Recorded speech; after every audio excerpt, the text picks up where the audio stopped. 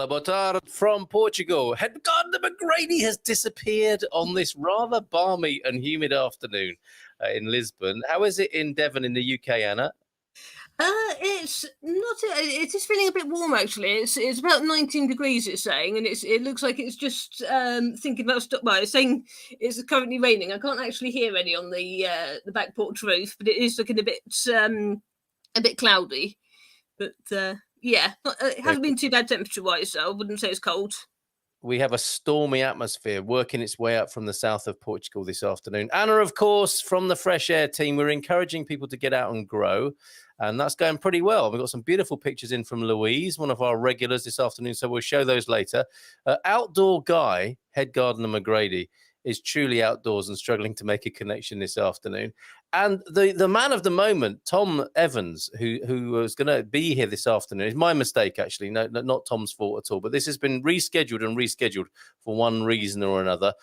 So we don't have Tom with us live to talk about his eco home, but we're going to talk about it anyway from the website of, what are they called? They are the NSBRC, the National Self-Build and Renovation Centre, the home of self-build, custom build and renovation. And we're going to be talking about this incredible little cabin house in Wiltshire in the UK. That's not to say similar things aren't available in Portugal. We just don't know anybody who owns one. If you do, you're very welcome to come and talk to us here on the Gardening Q&A, where we get a little bit eco from time to time. Head gardener McGrady doesn't like us talking about food too much, does he? As in cooking, the cooking side of things. This is a growing show, not a cooking show, he often says. But he may or may not join us, but we will be talking about Tom and Louise's house in Wiltshire. Who's in? Who's saying hello this afternoon? Lee McGrady is here in the comments, if not not in person on the screen. Good evening. I think he's going to sit this out and watch it and chip in via the comments. That's probably the best arrangement because we were struggling to have a decent connection with him, weren't we, Anna? Yeah.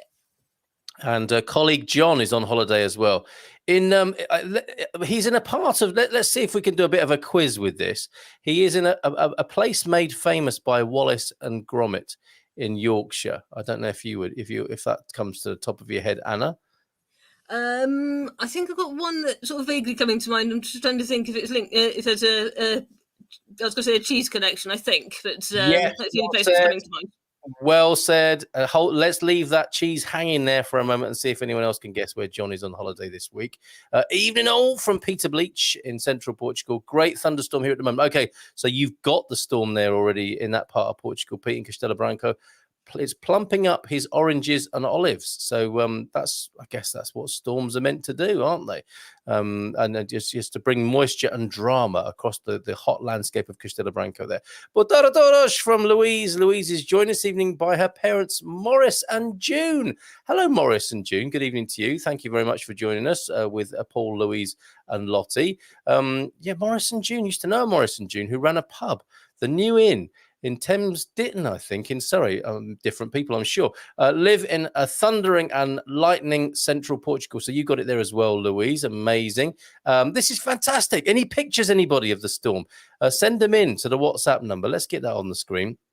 And this is, or you can call us, or preferably you can send in your pictures because I'm on, as you can see, I don't have my usual green screen backdrop. I am on location. We're live from Lisbon for a change this week. So pics and voice messages, 913-590-303. Before we go any further, what sort of week have you been having, Anna? A bit of a nightmare with Facebook, I believe. Yes, it was. It's sort of gone from one extreme to the other, with a bit of a Portugal reference, I should add as well. For anyone listening, we had a good result. Well, I was going to say, although I've never actually lived in Manchester, for those who don't know, I'm a bit of a United fan, so I had a fine time watching. You could say history repeating itself, actually, but with Ronaldo being back, and he scored twice on his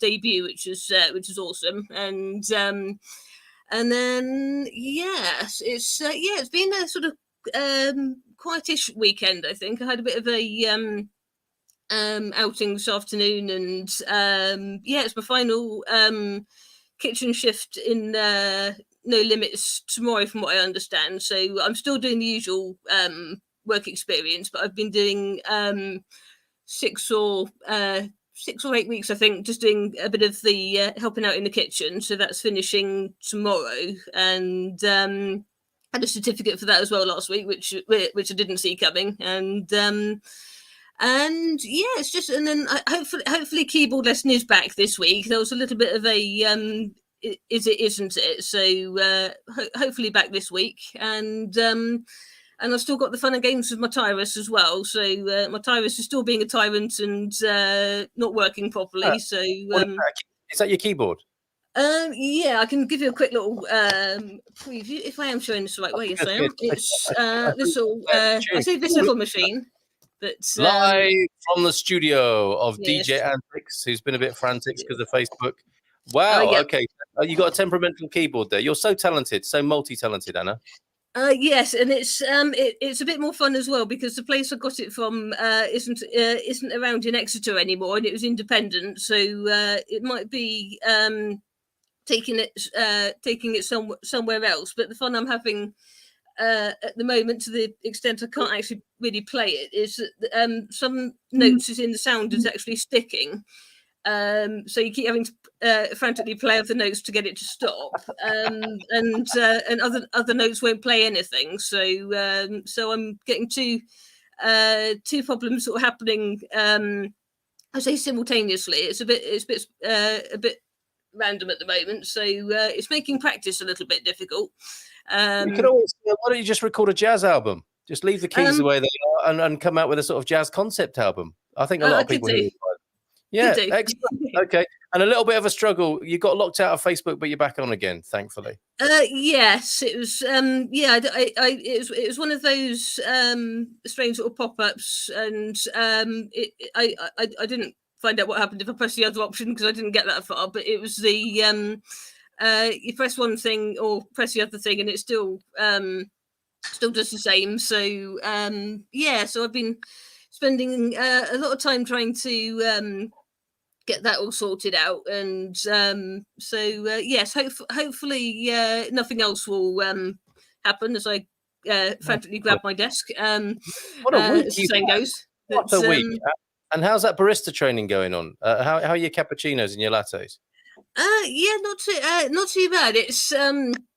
It's quite different working at two different places at the moment because obviously I'm doing the shift up at Ford Park Pavilion as well. So yes, that one is pretty much machine, and then the No Limits one is a little bit more hands-on, if you like. So yes, lots of lattes, cappuccinos, and Americanos, all that sort of thing, and just a bit of a test trying to remember which one's which now. So I'm still working on that. But those coffee aficionados can get very snooty and upset about these things, can't they? But well done. Yeah, excellent. You are so multi-talented, as I said before. Talking of multi-talented, he's here. Has he found himself a decent connection? Head gardener McGrady, how are you? I have stole the girlfriend's telephone, so I'm hopefully seems to be working. Volume's better. Good. Yeah, that's so much better. We can't condone that sort of behaviour, but we're glad you've got a good connection now. I asked permission first. Okay. I'm glad we sorted that out. All right. Rebecca Joy saying the storm has started in Coimbra. This is so exciting. Blow by blow, flash by flash coverage of the storm brewing in Portugal. And it's a hello from Elaine. Why is he shaking his head? Hi. We don't want it here. You can keep it. Okay, no, he's not happy about that. Why not? It's good for the garden, isn't it, Lee? I've got 3 solid days of work on, and what I don't need is heavy rain. Okay, fingers crossed. Cross everything, everybody. So the head gardener is not disturbed in his work. Hi from me, from Elaine. Where's your neat background, Carl? Yes, on tour, Elaine. We are in Lisbon for a few days, very kindly using the office of dear friends here in the very trendy part of Lisboa, that is Beato and Marvila. Incredible part of town. I'll say more about it on the Good Morning Portugal show as the week unfolds. Hola, Carl and Anna, and I'm sure that extends to you as well, Lee, from Fiona and Simon, who are keen to get growing in Portugal. Pete, would love to show you my eco home, all run by solar, including the car, and with our own meat and vegetables. Well, eco meat, but usually work at this time on a Monday. Okay, Pete, a video would be awesome. I'm sure you are working on a video of that, and we would truly love to see it. We're going to look at one in the UK tonight, but definitely, Pete, if you'd be kind enough to send us some video, if you're busy at this time, it'd be marvelous. Pre-recorded is fine. Marty also here, getting chilly here in the Arctic. Yeah, he's actually in the Arctic in Alaska. Excited to hear of eco homes. Little doubt this sort of thing will become popular in Portugal. Yes, I think you're right, Marty. It takes so long to change the building industry, though, doesn't it? Nice to be here. No storm here as of yet. Anna, where are you? You're in the Algarve, I think, aren't you? Fiona Wall, is it with you yet? Evening, everyone inside, early hiding from the rain, accompanying a thunderstorm. So it's reached the Ribatejo Valley, I think. Congratulations, Anna, on your certificate. Well done on keeping the show going, even on your break in Lisbon. Absolutely, Pete. We're doing our best. And where's John tonight? That's a bit of a quiz. He is in a part of North Yorkshire, which is very beautiful and has been made famous by Wallace and Gromit. Answers in the chat, please. Okay. Who wants to see a bit of eco home action? Tom Evans. Oh, go on.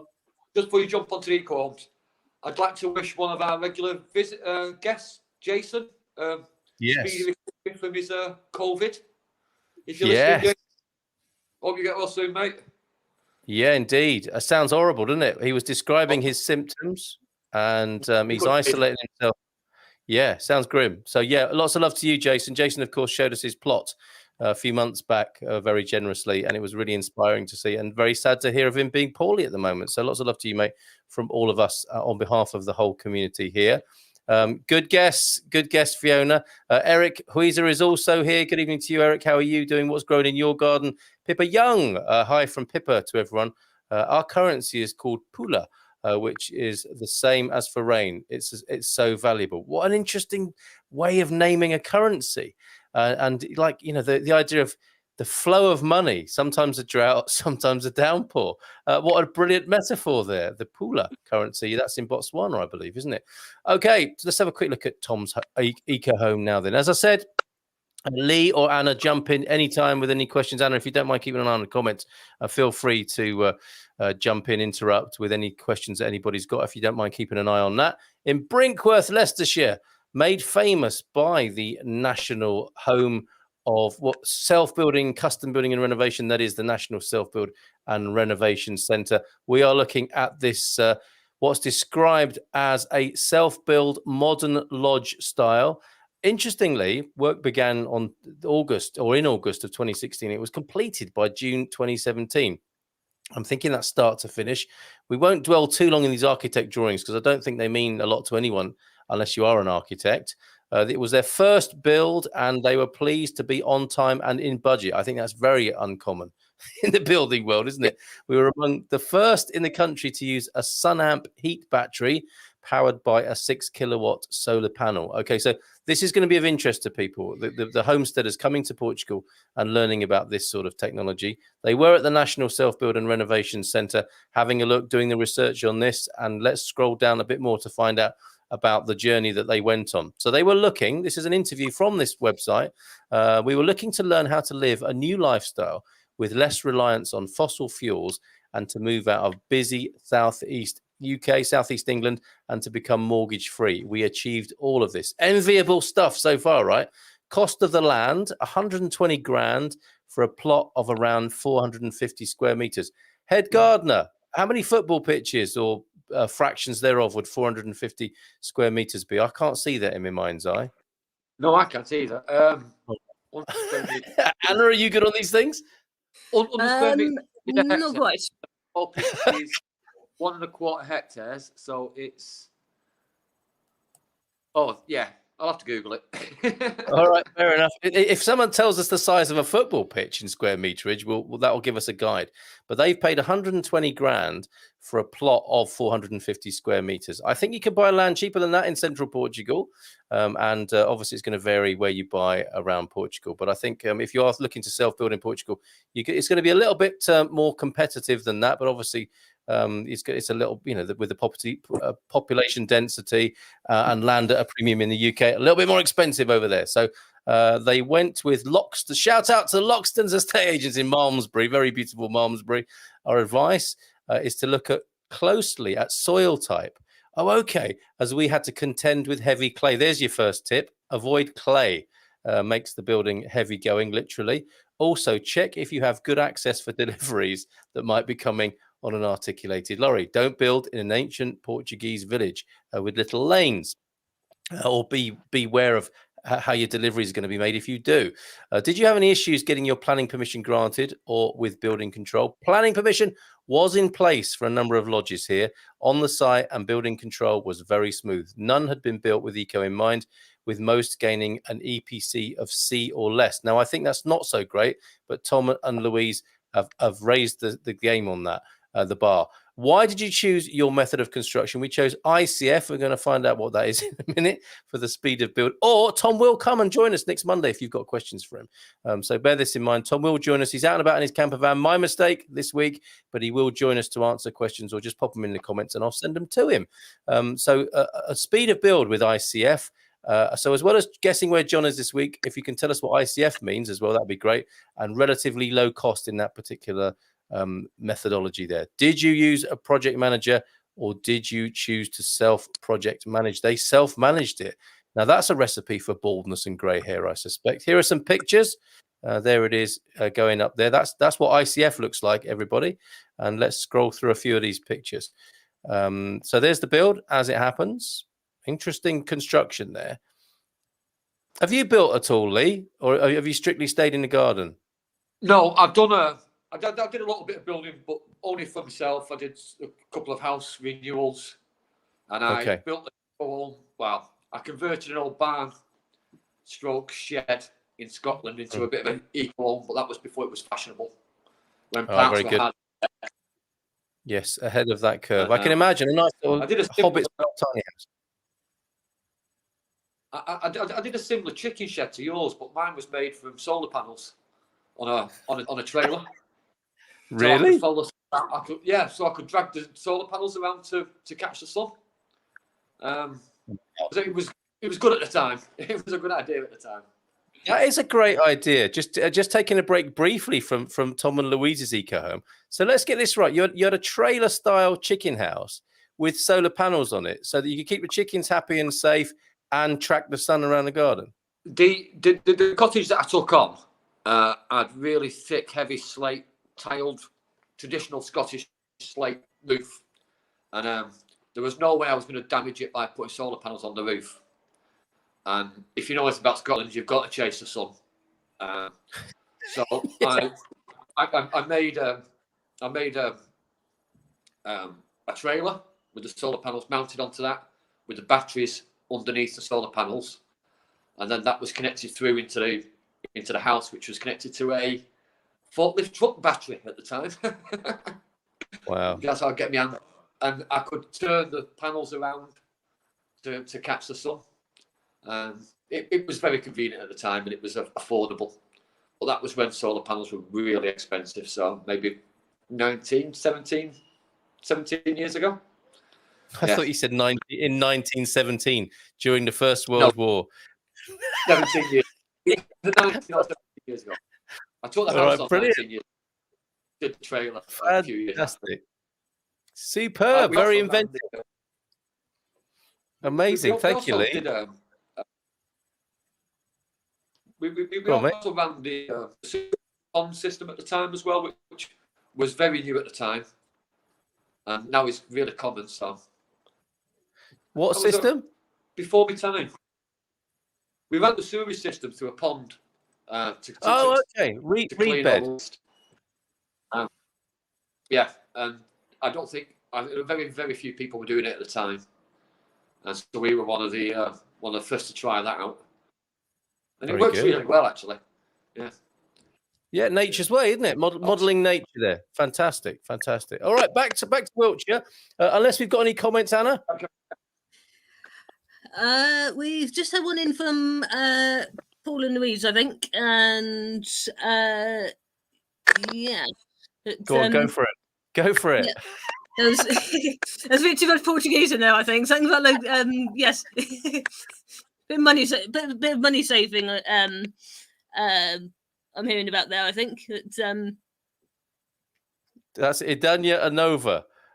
So they've been recently in a Diario Immobiliario for trialing low-cost eco homes. So there's a tip. That's great, Louise. Thank you for that. Idania Anova. And Diario Immobiliario is the property newspaper, I'm guessing. Anything else, Anna? Anything else come in from around the world this afternoon? I don't think so. Just a few hellos, I think, so far, and haven't seen anything coming in on Facebook yet. All righty. Okay, so let's go back to Wiltshire then, and the build here for Tom and Louise. And I think that's material I'm not familiar with, but there's some timber work going in for the roof, obviously there.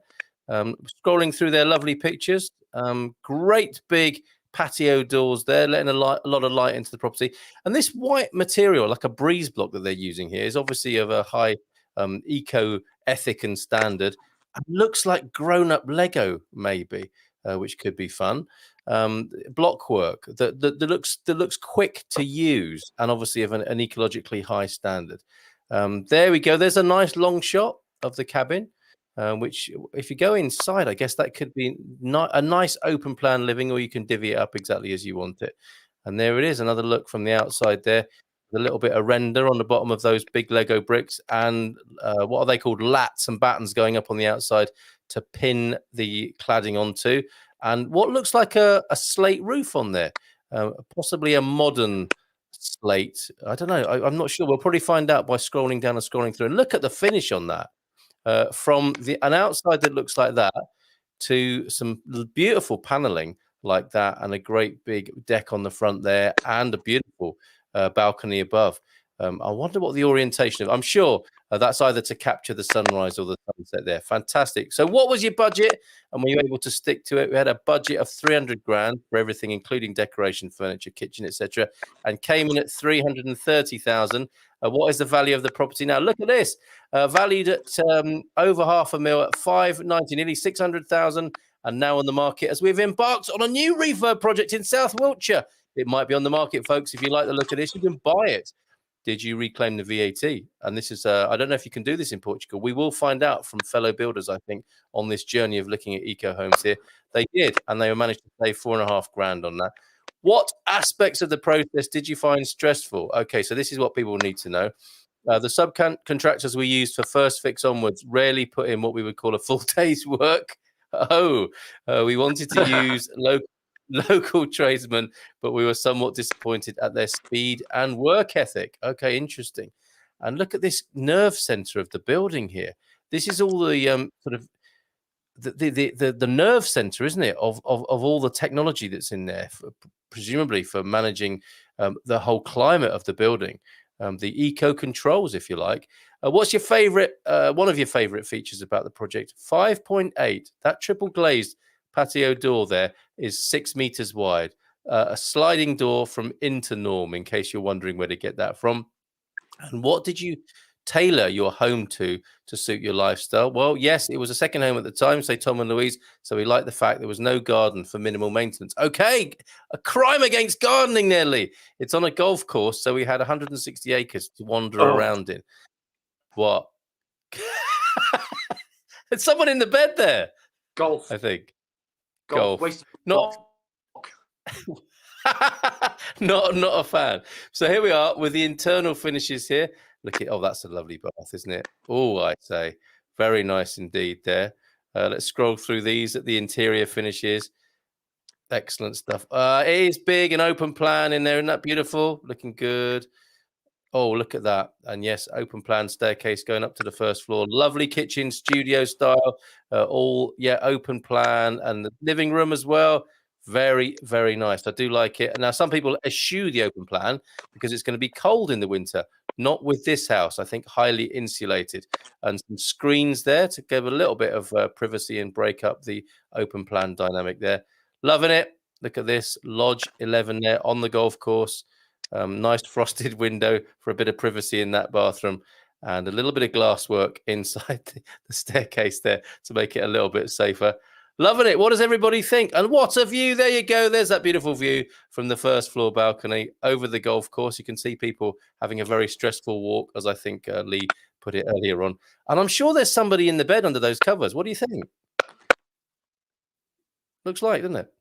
Okay, so final view then of Lodge 11 there. That's beautiful in all its glory. Solar panels on the side, Absolutely beautiful. Final question that they were asked, and this is the big question, I suppose, for people who've done this. Would you do it again? Yes, they say. We've bought a 1960s chalet bungalow with an EPC of E. Is that terrible? Which we are aiming to get to A or at least B EPC. That's amazing. So taking an E from the worst of the energy ratings to the highest. More importantly, we're now confident to look around at innovative cutting-edge solutions. So this time we're going out to tender on triple glazed windows and looking at infrared panels and new ceramic radiators for heating. So solar radiation converts directly to heat when needed.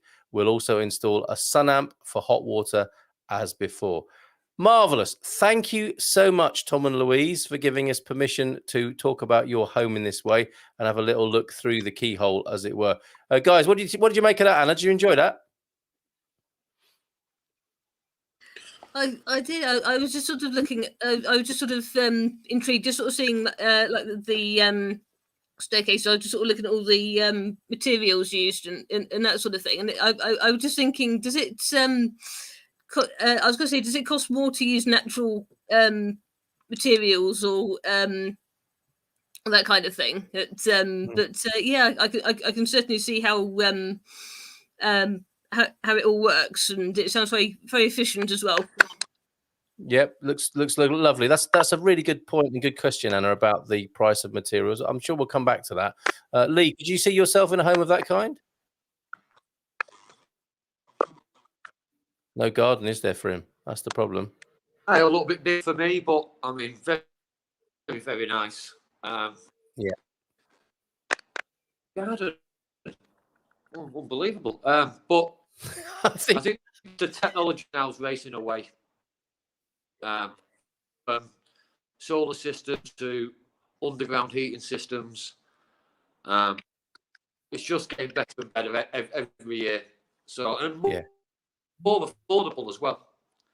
Yes. So if you do a lot of the work yourself, you can save yourself a fortune and get a really good quality house for it. Yeah. And just going back to what we were saying before, a football pitch is 7,040 square meters. I googled it. 7,000. Okay, so it's quite a tiny footprint then. That at was it 450? I think, wasn't it? So I think not a massive. I think I'm freezing up a bit. You are, but we got the gist of that. So 7,000 square meters on a football pitch, and that one there was 450, I think. And I mean, there's no garden to it anyway. The floor area of it is 16 by 9 on the ground floor and 12 by 9 on the upstairs. So, okay, 2,500 square meters floor plan of that house there anyway. We are losing you a bit there, Lee. Let's see what's being said in the comments. And a bit clicky on his sound quality there as well, isn't he? We'll come back to you in a minute because we've got some beautiful gardening pictures. We'll try you again in a moment, Lee, with Louise's shots from the garden. If that house, says David Durham, has better internet, we should try to get Lee into it. Yes. Good point. And there was a question from Moving to Madeira, which is it correct there are grants of up to €7,500 per house for solar power, etc.? Is that in Madeira or is that Portugal as a whole? I haven't heard of that, but I think that'll be great news to some people. Thank you for that, Moving to Madeira. We need to talk. We need to get you on the show, don't we? What up, Fresh Air team from David Durham, recently in Portugal. Love this building, says Eric, but not enough money in his particular wallet there. Thunder, how are you? Did you like that? The look of that gaff, as we say in England. La Boutade from you. And Paul, Louise and Lottie, do you have a link? Okay, that's for those particular, the trialing of the low-cost eco-homes there in that part of central Portugal. If you can help us out with that, Louise, that would be awesome. Lovely house, but no garden. Yes, agreeing with Lee there. What else have we got? Yeah, agree, David, on the internet for Lee there. Should we have a GoFundMe for Lee's internet, maybe? Let's have a look at these beautiful pictures. Folks, if you've got any questions for the head gardener, get them in the comments now. But let's have a look at these. What do you think of these, Lee? Prize specimens. He's just clicking for us. He's not saying anything. He's clicking like a dolphin in appreciation, I think, there. But Louise, thank you so much, Louise. I'm going to mute his clicking for a minute. And We've got some beautiful squash there, white squash. Look at those. They are so sculptural and beautiful. Things of beauty there for the mantelpiece. Got anything to say about those, Lee? No. We'll have to have a crowdfunder for his internet, won't we? And some lovely tomatoes there from Louise as well. We've lost him. He's gone, everybody. But some beautiful crops there. How's your garden growing in Devon at the moment? And anything to speak of? I'm just trying to think. It's certainly growing at the moment. Now the building work's actually finished. We're hoping to try and free up a bit more space outside the back door, because it's we've got everything was moved about a bit. But yes, we've got loads of we've got conifers sort of growing up the garden wall, which we've had since we've moved here, so easily 10 foot plus. So they're doing pretty well, and I think it's all doing pretty well at the moment, and just sort of trying to keep an eye on it when I can, if the weather allows, and all looking good. So we'll see. I'm probably going to see what the colours are like in autumn, no doubt, and that'll probably be starting up fairly soon, I think. So darker evenings. That is the feeling in the UK. Somebody was saying on the morning show this morning that they've put the heating on, and that is often the kids go back to school and the heating comes on and autumn's on its way in the UK. Doesn't feel like that so much here today, although it's very stormy. Any progress, anybody, on this weather pattern that's coming up from the south of Portugal to the rest of us, and which Lee wants to avoid?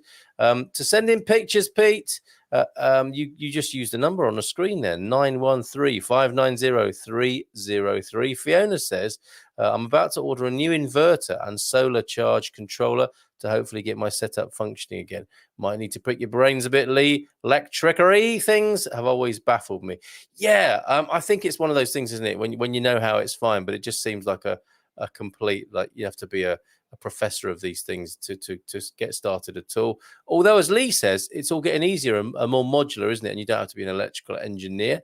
Lee McGrady, sorry I dropped out. The Wi-Fi is letting me down. We did notice, Lee. We did notice some interesting concepts there. I like the building of your own house. Can't see there's the opportunities here in the UK, though, for smaller budgets. You're quite right. I mean, there are some cooperative approaches, but you're right. It's the price of the land, isn't it, that makes it difficult. You can build your own, as in, help yourself or others in a small community and work on each other's houses to do that, Fiona and Simon. But you've still got that big land cost that you're up against, which is one of the great advantages of coming to Portugal. Next week, I will try and send in some pictures of our tomatoes that will go from green with stripes to black once they're ready to eat. The Jal Tomate procumbens. That's Anna. Do you recognise that? Is that the Latin name of those particular bad boys? I'm not entirely sure. No, I was looking at the last part of the word, thinking, is it anything to do with cucumbers at first? But obviously a new one for me, so I might have to do a bit of research. Jaltomat procumbens. There you go. There's the tomato that is green with a stripe that goes black, a black tomato to eat. Eric, we'd love to see those. The number once more on your screen there, 913-590-303. The code for you for Portugal will be 351. And yes, Fiona, we can tell there's electricity in the air. You all keep jamming up tonight. Okay, so your Wi-Fi is playing up a bit as well, by the sound of it, in central Portugal, Ribatejo Valley. Give me a bell, Fiona, and we can have a chat about it. So even if we are jamming up a bit and it's not ideal, the broadcast quality tonight, we're still communicating in the comments there. What I forgot to ask you, Anna, I know you're equally as keen or more keen on the wildlife in your garden. Anything interesting in your garden from that point of view recently? I think it's been a little bit quieter. I think we're occasionally getting occasional rodent paying a visit, but I haven't seen much in the way of woodpeckers or anything recently. So I don't know if it's because I put some different food out or anything like that. I did chop them up at the weekend, but I think we're getting most of the usuals turning up, and I did hear. I was almost wondering if it was a magpie or a squirrel actually at one point. I don't know if it had seen a cat somewhere and was sounding the alarm call like they do, but there was something really making a noise out the front at some stage. But I think it might have been a magpie actually. They tend to make quite a distinct sound. So absolutely. But not an awful lot of wildlife apart from that, I don't think. But always keeping a lookout and seeing what appears. Yep, and we featured some of your video and stills of the wildlife in your garden. So please share more with us, Anna, from that point of view. Some British wildlife in your garden. And same, as well as produce, love to see pictures of wildlife on the show, on the Gardening Q&A for Get Out and Grow, which is every Monday evening. Head Gardener McGrady usually here. And we've lost him today. John's away on holiday this week. And we featured the Eco Home. We featured some lovely growing from Louise. I think we'll call it a day there. Or call it a night there for now, and just go and do a bit of storm watching. I think anyone in Portugal might like to stick their head out the window at the moment, not if it's flashing with lightning, obviously, but there is an incoming storm, the likes of which I feel quite excited about. I can certainly feel it in the air tonight, to coin a Pretty Phil Collins.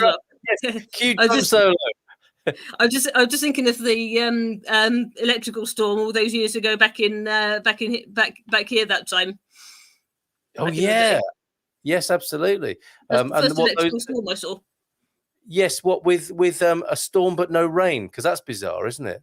I think it was. It was. I think it was that one that I was seeing double flashes of lightning, and I remember.